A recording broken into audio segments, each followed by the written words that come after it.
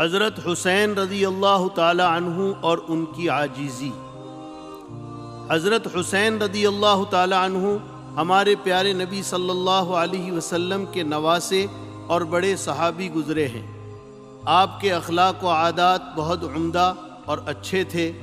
آپ لوگوں کے ساتھ ہمیشہ عاجزی سے پیش آتے، کبھی اپنے آپ کو کسی سے بڑا نہیں سمجھتے تھے، اور آپ کو یہ ساری خوبیاں پیارے نبی صلی اللہ علیہ وسلم کے ساتھ رہنے کی وجہ سے حاصل ہوئی تھی۔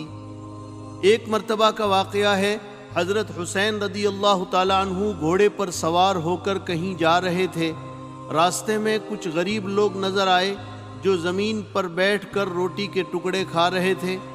آپ نے ان کو سلام کیا تو ان لوگوں نے سلام کا جواب دے کر آپ کو بلایا، اے رسول اللہ صلی اللہ علیہ وسلم کے نواسے، آئیے ہمارے ساتھ کھانا کھائیے۔ حضرت حسین رضی اللہ تعالی عنہ سواری سے اترے اور فرمایا، بے شک اللہ تعالیٰ تکبر کرنے والوں کو پسند نہیں کرتے۔ پھر ان کے ساتھ بیٹھ کر کھانا کھایا۔ جب کھانے سے فارغ ہو گئے تو آپ نے کہا، بھائیو، آپ لوگوں نے مجھے دعوت دی، میں نے آپ کی دعوت قبول کی، اب میں آپ سب کی دعوت کرتا ہوں، آپ لوگ بھی میری دعوت قبول کریں اور میرے گھر پر تشریف لائیں۔ چنانچہ ان لوگوں نے بھی حضرت حسین رضی اللہ تعالی عنہ کی دعوت قبول کر لی۔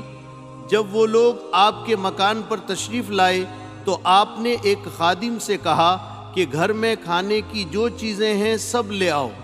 پھر آپ نے سارے مہمانوں کی مہمان نوازی کی اور سب کو کھلایا۔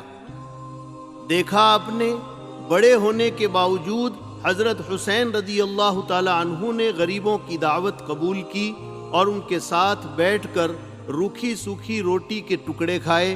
اس لیے ہمیں بھی غریبوں کی دعوت قبول کرنے اور ان کے ساتھ بیٹھ کر کھانا کھانے میں نہیں شرمانا چاہیے اور اپنے آپ کو بڑا نہیں سمجھنا چاہیے۔